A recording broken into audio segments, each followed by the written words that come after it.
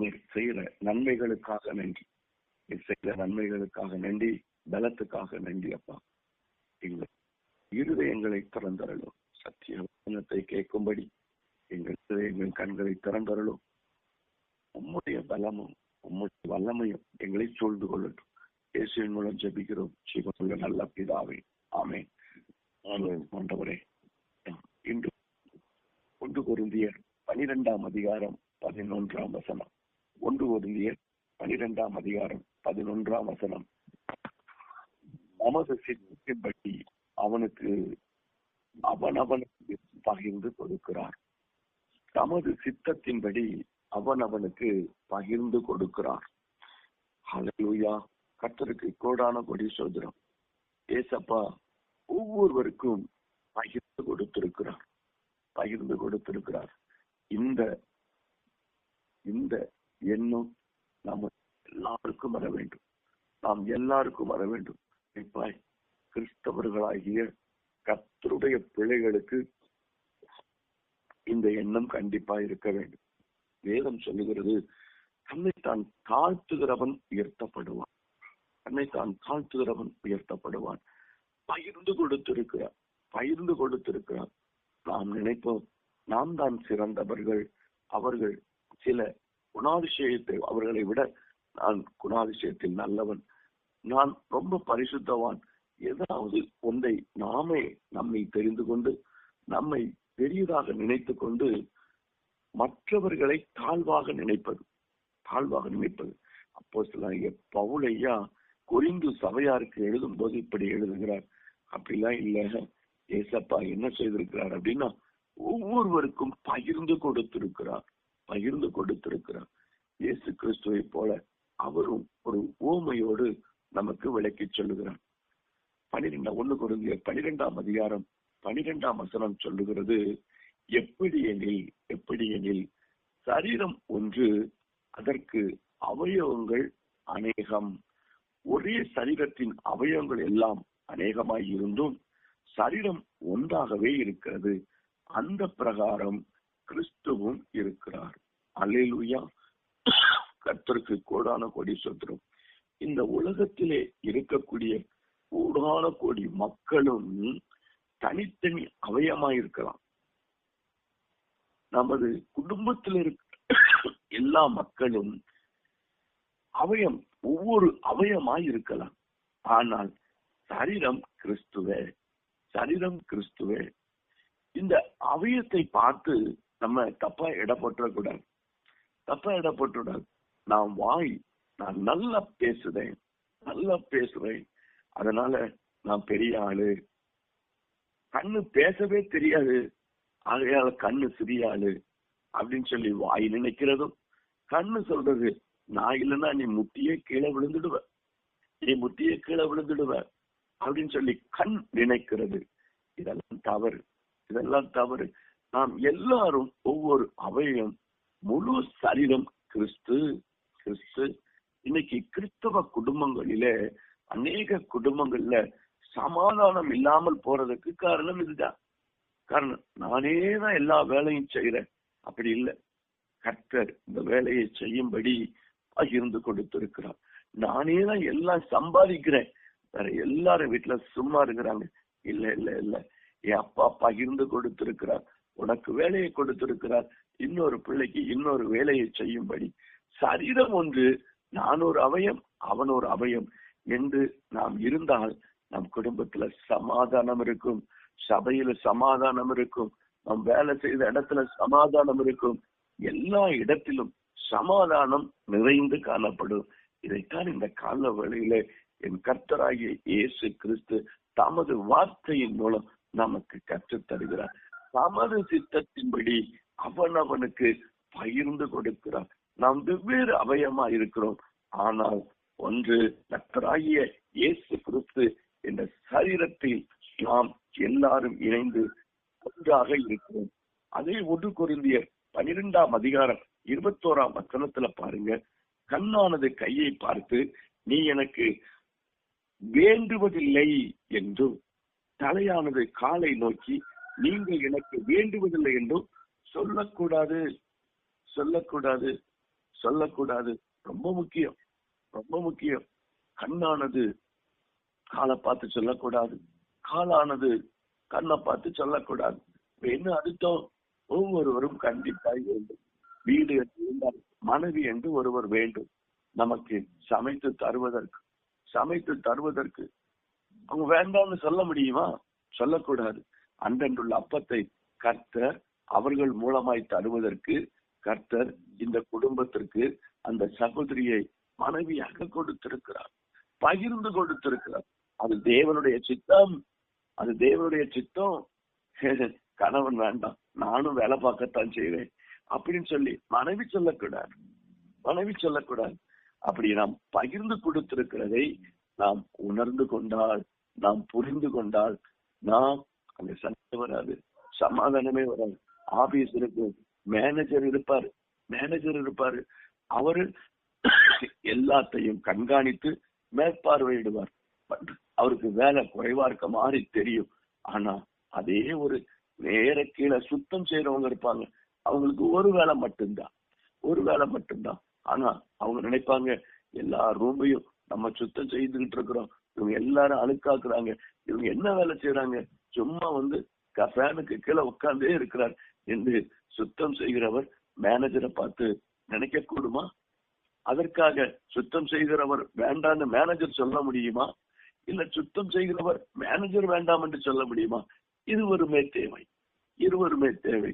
அவர் நிர்வாகத்தை சுத்தமாக வைத்துக் கொள்வதற்கு அவர் தேவை, இவர் அலுவலகத்தை தூசி இல்லாமல் சுத்தமாய் வைத்துக் கொள்வதற்கு ரெண்டு பேருமே நிர்வாகம் என்ற சரீரத்தில் அங்கங்கள், அங்கங்கள். குடும்பம் என்ற சரீரத்தில் கணவன் ஒரு அங்கம், மனைவி ஒரு அங்கம், பிள்ளைகள் ஒரு அங்கம், மாமனார் ஒரு அங்கம், மாமியார் ஒரு அங்கம். ஆனால் குடும்பம் ஒரு சரீரம் என்ற ஒரு பெரிய கோட்பாட்டை இந்த கால வேளையில ஆவியானவர் கற்றுத் தருகிறார். இந்த எல்லா குடும்பமும் ஆவிசும் அங்கங்களும் சரீரமாகிய கிறிஸ்துவுக்குள் இணைந்திருக்கிறது. அதான் முக்கியம், அதான் முக்கியம். நீங்க எங்கனாலும் இருந்துட்டு போலாயா, நீ ஒரு அங்கம்தான், நீ ஒரு அங்கம்தான். நான் முழுமையானது அல்ல, நான் கிறிஸ்துவோடு இணைந்திருக்கிறேன், கிறிஸ்துவோடு இணைந்திருக்கிறேன். இந்த பாஞ்சு எனக்குள்ள வந்துட்டு அப்படின்னு சொன்னா சமாதானம் வந்துடும், சந்தோஷம் வந்துடும், தன்னைத்தான் தாழ்த்தும். அப்பா சொல்றது போல என்ன ஆகும் அப்படின்னா, தன்னை சிநேகிக்கிற மாதிரியே பிறனை சிநேகிப்பா. கர்த்தர் என்ன ஆசீர்வதிச்சிருக்கிற மாதிரி கர்த்தர் அவனையும் ஆசீர்வதித்திருக்கிறார், அவனுக்கும் ஒரு காரியத்தை பகிர்ந்து கொடுத்திருக்கிறார், அவனையும் நிரப்பி வைத்திருக்கிறார். தமது சித்தத்தின்படி அவனை இந்த இடத்திலே உயர்த்தி வைத்திருக்கிறார் என்ற எண்ணம் எனக்குள் வந்துவிடும். அடுத்து பாருங்க, 1 கொரிந்தியர் 12ஆம் அதிகாரம் 22ஆம் வசனம். சரீர அவயவங்களில் பலவீனம் ஆனவைகளை காணப்படுகிறவைகளோ மிகவும் வேண்டியவைகளாய் இருக்கிறது. பலவீனமானவைகள், பலவீனமானவைகள். சில வேளைகள்ல சபைகள்ல ஓரத்துல உட்கார்ந்துருப்பாங்க, ஓரத்துல உட்கார்ந்துருப்பாங்க. நம்ம நினைப்போம் அவங்க ஒன்றுக்கு உதவாதவங்க, அவங்களுக்கு ஜெபிக்க தெரியாது, அவங்களுக்கு பாட்டு படிக்க தெரியாது, ஓரத்துல உட்கார்ந்து கைய மட்டும்தான் தட்டி கொண்டு இருப்பார்கள் என்று நினைப்போம், என்று நினைப்போம். இல்லைங்க, இல்ல. நான் கிட்டத்தட்ட 10-15 வருடங்களாய் ஒரு சின்ன ஜெபக்குழுவை தெருவில் நடத்தி வருகிறேன். அப்ப ஒரு ஜெபத்துக்கு வருவார் ஒருவர், அந்த பெரிய மனிதர், ஆமா, வயதிலே மிகவும் மூத்த தகப்பனர். பாட்டு தெரியாது, வேதம் வாசிக்க தெரியாது. ஆனா ஓரத்துல கடைசியில வந்து இருந்து அவர் கையை தட்டி கொண்டே இருப்பார், அதை மட்டும்தான் தட்டுவார். அவருக்கு சாட்சி சொல்ல தெரியாது, செவிக்க தெரியாது, ஆனா கரெக்டா ஜெபத்துக்கு ஆச்சர்.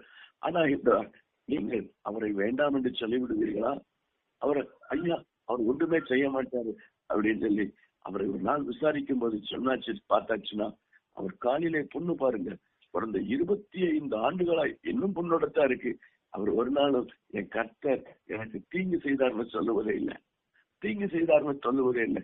அவர் கூட வந்து இருந்து கரத்தை தட்டி கொண்டே இருப்பார், தேவ நாமத்தை துதித்துக் கொண்டே இருப்பார். கர்த்தர் எவ்வளவு நல்லவர் பார்த்தீங்களா, எவ்வளவு நல்லவர் பார்த்தீங்களா. அவரிடத்துல ஒரு காரியமும் இல்லை, ஆனா கர்த்தர் அவரை நோக்கி பார்க்கிறார், கர்த்தர் அவரை நோக்கி பார்க்கிறார். அவரும் அவரை நோக்கி பார்க்கிறார். நாம் ஏன் அவரை சொல்ல வேண்டும்? நம்மளே இப்படி அநேக நேரங்களிலே நடந்துவிடும். அதைத்தான் இந்த வேத வசனம் சொல்லுகிறது. சரீர அபயங்களில் பலவீனம் உள்ளவை காணப்படுகிறவைகளே மிகவும் வேண்டியவர்கள் இருக்கிறது. அவங்க சபைக்கு வரணும் பாருங்க. நீங்களும் நானும் நேர வேதாகமத்தை தூக்கிட்டு வந்துடுவோம். ஆனா யாரையாவது கூப்பிட மாட்டோம். ஆனா அவர் என்ன செய்வார் தெரியுமா? கால வேளையிலே இங்கே ஜெபம் நடக்கிறது, இங்க வார்த்தை நடக்கிறது, நீங்களும் வாங்கல என்று கூச்சப்படாமல் அவர் கூப்பிடுவார். கூச்சப்படாமல் நல்ல ஜெபிக்கிற நாம் அதை செய்வதில்லை, நல்ல வேதம் வாசிக்கிற நாம் அதை செய்வதில்லை. ஆனா அவரு ஜெபிக்க மாட்டாரு, வேதம் வாசிக்க மாட்டாரு. ஆனா இந்த வார்த்தையை அழகாய் சொல்லுவார். தெருவில் எல்லாரிடத்திலும் சொல்லுவார், வாங்கல உங்களுக்கு கஷ்டமா இருக்கா, வாங்க தம்பி செபிப்பாங்க உங்களுக்காய். யோசிச்சு பாருங்க. அவருக்கு கொடுத்திருக்கிற வரம் எவ்வளவு பெரியது பத்திரிகா. கர்த்தர் பகிர்ந்து கொடுக்கிறது அவருக்கு. நம்ம நினைப்போம் நம்மகிட்ட ஒன்றுமே இல்ல, அவர் ஒன்றுமே செய்வதில்லை, சாட்சி சொல்லுவதில்லை, பாட்டு படிப்பதில்லை, அவர் வேதம் வாசிப்பதில்லை, வேதத்தை சுமந்து கொண்டு வருவதில்லை, அவர் வேதத்தை எடுத்து வாசிப்பதில்லை, அவருக்கு ஒரு வேலை செய்ய மாட்டாரு, வயசுல மூத்தாள் அப்படின்னு நம்ம நினைச்சுட்டு வருவோம். ஆனால் அவருடைய வேலை பெரியதாயிருக்கிறது. அதைத்தான் நீங்கள் யாரையும் குறைவாய் இடைப்பட்டு விடக்கூடாது. கர்த்தர் தம்முடைய காரியத்திற்காக அவருக்கும் தமது சித்தத்தின்படி ஒன்றை பகிர்ந்து கொடுத்திருப்பார். அவ்வளவு பெரிய வேதாகமத்துல நீங்க யோசிச்சு பார்க்கணும். வேதாகமத்துல ஒரு சின்ன பையன் அப்பமும் மீனும் கொண்டு வந்தது எழுதப்பட்டு இருக்கிறது. ஒரு சின்ன அவ்வளவு பேருக்கு பகிர்ந்து கொடுப்பதற்கு அவ்வளவு பெரியால் கொண்டு வரலையா? அங்க இருக்க பெரியால் யாருமே சாப்பாடு கொண்டு வரலையா? யாருமே தண்ணி கொண்டு வரலையா? ஒரு தம்பி கொண்டு வந்தான்னு எழுதப்பட்டு இருக்கிறத. என்னுடைய சித்தத்தை பாத்தீங்களா?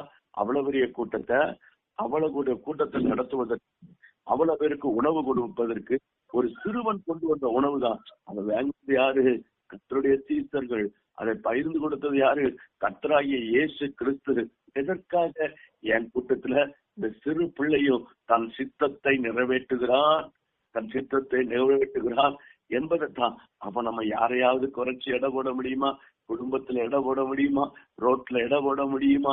ரோட்ல நினைப்போம் இவர்கள் ஏன் இங்க இருக்கிறாங்க, தெரியாது. தேவனுடைய சித்தம் நம்முடைய வேலை. அப்பாவுக்கு நன்றி செலுத்துவது மட்டும்தானே தவிர வேற ஒன்றும் இல்லை.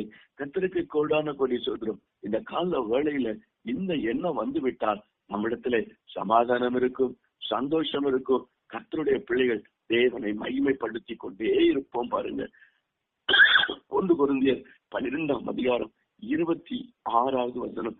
இதுதான் ரொம்ப ரொம்ப முக்கியங்க. ரொம்ப முக்கியம். தேவன் பகிர்ந்து கொடுத்த சித்தத்திலே இது ரொம்ப முக்கியம். பாருங்க, என்னவென்றால், ஆதலால் ஒரு அவயவம் பாடுபட்டால் எல்லா அவயவங்களும் கூட பாடுபடும். ஒரு அவயம் பாடுபட்டால் எல்லா அவயங்களும் கூட பாடுபடும். ஒரு அவயம் மகிமைப்பட்டால் எல்லா அவயங்களும் கூட சந்தோஷப்படும். அதான் இவரை துவக்கத்திலே எனக்கு இன்னைக்கு பிறந்த நாள் அப்படின்னு ஒரு ஐயா சொன்னார். சந்தோஷமா வாழ்த்து சொல்லணும். கர்த்தராகிய இயேசு கிறிஸ்துவின் நாமத்தினால ஐயாவை வாழ்த்துகிறோம். அப்பா, இவ்வளவு நாட்கள் நீர் பலப்படுத்தினதற்காக சந்தோஷம். இவ்வளவு நாள் நீர் நடத்தினதற்காக சந்தோஷம். இந்த நாளிலும் காலையில ஜெபத்தில கலந்து கொண்டு உம்மை துதிக்க செய்த கிருபைக்காக சந்தோஷம். அவரை சந்தோஷப்படணும் பாருங்க. அதுதான் அவயவத்தினால். அவருக்கு தானே பிறந்தநாள் எனக்கென்று நினைக்க கூடாது. அவருக்கு தானே குழந்தை பிறந்திருக்குது எனக்கென்று நினைக்க கூடாது. அவங்களுக்கு தானே வேலை கிடைச்சிருக்குது. பகிர்ந்து கொடுக்கிறது. கால் ஓட்டத்துல ஜெயிச்சுட்டுன்னு சொல்லி வாய் பேசாம இருக்கிறது இல்ல, கண்ணீர் வடிக்காம இருக்கிறது இல்ல, காலை கை தட்டி பாராட்டாம இருக்கிறது இல்ல. கால் தானே ஓடி ஜெயிச்சது, அதே தட்டி கொள்ளட்டும் என்று கை நினைப்பதல்ல, வாய் பேசாமல் இருந்ததல்ல. யோசிச்சு பாருங்க, இருதயம் எவ்வளவு சந்தோஷத்துல என் கால் ஜெயிச்சுட்டு சொல்லிச்சு, நான் ஓட்டப்பந்தயத்துல ஜெயிச்சுட்டேன். அதே போலதான் பாருங்க, ஒருவருக்கு ஒருவர் சந்தோஷமான காரியங்கள் ஏற்படும் பொழுது நாம் எல்லாரும் சேர்ந்து சந்தோஷப்படணும். அதுதான் கிறிஸ்துவில் நாம் அவயம் என்பதை காட்டுகிறோம். ஒருவருக்கு சந்தோஷம் அந்த பராமப்படக்கூடாது. ஐயோ, அவர் பிள்ளட்டு வாங்கிட்டார, சந்தோஷப்படணும். ஆண்டவரே, எங்க சபையில உள்ள ஒரு ஆளுக்கு நீர் ஃபில்லட்டை கொடுத்துட்டீர. சோத்திரம் சோத்திரம் சோத்திரம் சோத்திரம். என் சபை வளருது, என் சபை வளருது. அப்பந்தான் ஐயா, என் சபையில இருக்கிற எல்லாருக்கும் கற்பத்தின் கனியை கொடுத்துட்டீர. சந்தோஷம். சோத்திரம் சோத்திரம் சோத்திரம் சோத்திரம். நன்றி சொல்லணும் பாருங்க, நன்றி சொல்லணும். ஐயா, என் தெருவுல எல்லாரும் சந்தோஷமா இருக்காங்களே. சந்தோஷம் சந்தோஷம் சந்தோஷம். எல்லாம் சந்தோஷப்படணும் பாருங்க. என் தெரு அமைதியா இருக்கு ஐயா. ரொம்ப சந்தோஷம் சந்தோஷம். காரியம் என்ன தெரியுமா? கர்த்தர் பகிர்ந்து கொடுப்பார். இந்த சந்தோஷம் தான் அப்பாவை மிக மிக மகிழ செய்யும் பாருங்க. இன்று என்ன பகிர்ந்து கொடுத்திருக்கிற இந்த கால வேளையில ஒரு சின்ன ஐக்கியத்தை கொடுத்து நாம் எல்லாரையும் ஒன்று கூடி ஒருவர் பாட, ஒருவர் துதிக்க, ஒருவர் வேத வசனத்தை வாசிக்க பகிர்ந்து கொடுத்தார் இல்லையா? எவ்வளவு பெரிய கிருபை, எவ்வளவு பெரிய கிருபை. இந்த கால வேளையில இந்த சின்ன ஐக்கியத்தை அப்ப நடத்த கிருபை செய்தார் இல்லையா? பரலோகம் உற்று நோக்கி கவனிக்கும் இல்லையா? சந்தோஷம் ஆண்டவரே, சந்தோஷம். அதுதான் காரியம். ஐயோ, நிறைய பேர் பரிசுத்த ஐக்கியத்துல இருக்கிறாங்க, நான் மட்டும் குறைவா இருக்கிறாங்க. அப்படியா இல்ல, அப்படி அல்ல. இந்த சிறு கூட்டத்தை அப்பாவை நோக்கி பார்க்கும்படியாய், தேவ சமூகத்தை பார்க்கும்படியாய், தேவனை நின்றுட்டு திறப்பில நின்று கண்ணீர் வடிக்கும்படியாய் அவ தேர்ந்தெடுத்திருக்கிறாரு. ரொம்ப சந்தோஷம் ஐயா, ரொம்ப சந்தோஷம். அப்படி மகிமைப்படுத்த நாம் ஒவ்வொருவர் ஆண்டவர் பகிர்ந்து கொடுத்திருக்கிற தாளந்துகள் பெருகும். அப்பா கொடுத்தது ஒரு தாளந்து தான், அது 5 பெருகிவிடும், அது 4 பெருகிவிடும். புதைத்து வைக்க மாட்டோம். அப்பா எனக்கு பகிர்ந்து கொடுத்திருக்கிற, எனக்கு கொடுத்திருக்கிற சின்ன காரியமா இருந்தாலும் சரி, நான் அது முழு பலத்தோடு செய்வேன். வேற வாசித்தாலும் சத்தமாய் வாசிப்பேன், செபித்தாலும் நான் அப்பாவிடத்துல முழு மனதோடு செபிப்பேன். சாட்சி சொன்னாலும் அப்பா எனக்கு கொடுத்த கிருபையை பகிர்ந்து கொடுத்த கிருபையை நான் விட மாட்டேன். புரிகிறதா? கர்த்தர் நல்லவர். இந்த பகிர்ந்து கொடுத்தல் எல்லா இடத்திலையும் வந்துட்டா நாம் கிறிஸ்துவை மகிமைப்படுத்த பழகி விடுவோம். கிறிஸ்து நமக்கு சரீரமாய் மாறிவிடுவார். நாமும் அவரில் ஒரு அவயமாய் இருப்போம், சாட்சியா இருப்போம். ஜெபிப்போமா? உமக்கு கோடான கோடி சோத்திரப்பா, உமக்கு கோடான கோடி சோத்திரம். இந்த கால வேளையில உங்களுடைய சமூகத்துல எங்களை ஒன்று கூட்டின கிருபைக்காக நன்றி. நாங்கள் எல்லாரும் அவயவங்கள், யாப்பாவே சரீரம். இது மைய கருத்து. இதே போல நாம் இருக்கிற எல்லா இடத்திலும் இந்த கொடுக்கிற எண்ணம் வந்துவிட்டது என்றால் நாம் கிறிஸ்துவின் சாட்சி. 12 சீடர்களா இருக்கும்போது யார் பெரியவங்கன்னு சண்டை போட்டாங்க. கிறிஸ்து மரித்து உயிர் தெழுந்த போதோ எல்லாரும் அவயங்களா மாறிட்டான். ஒருவர் சிலுவையில் அறையப்பட்டார், ஒருவர் தலை துண்டிக்கப்பட்டார், ஒரு சீசன் இருந்து 2ஆக பகிர்ந்து போடப்பட்டார். காரணம் என்ன தெரியுமா? கிறிஸ்துவின் அவயவமா மாறிட்டாங்க. நாமும் கிறிஸ்துவின் அவயவமாய் மாறிவிட்டார். இந்த லண்டன் நாட்களிலே கிறிஸ்துவுக்காய் பாடுபடுகிறவர்களாய், கிறிஸ்துவுக்காய் சாட்சி உள்ளவர்களாய் நம் வாழ்க்கை துளிர் விடுகிறதாய் மாறிவிடும். ஒன்றுதான், நான் கிறிஸ்துவின் அங்கம், கிறிஸ்துவே சரீரம் என்ற எண்ணம் அப்பா எங்கள் உள்ளத்திலும், எங்கள் இல்லத்திலும், எங்கள் கிறிஸ்தவர்கள் எல்லாரும் உள்ளத்திலும் அந்தவரே தேவன் தமது சித்தத்தின்படி பகிர்ந்து கொடுத்துக்கிறார். நான் பெரியவன் கிடையாது. எனக்கு ஒரு சித்தத்தை கொடுத்திருக்கிறாரு. என் சகோதரனுக்கு ஒரு மகிமையை கொடுத்திருக்கிறார், இன்னொரு சகோதரனுக்கு ஒரு மகிமையை கொடுத்திருக்கிறார். நான் அவனை நேசிப்பேன், என்னை சிநேகிக்கிற மாதிரியே நானும் அவனை சிநேகிப்பேன். இந்த சத்தியம் எங்க இருதயத்திலே எழுதப்படட்டும். நாங்கள் அப்படியே நடக்கட்டும். உலகத்திற்கு உப்பாய், உலகத்திற்கு வெளிச்சமாய் நடத்த போற கிருபைகளுக்காய் நன்றி. காத்துக்கொள்ளும், நடத்தும். இயேசு கிறிஸ்துவின் மூலம் ஜெபிக்கிறோம் ஜீவனுள்ள நல்ல பிதாவே, ஆமென்.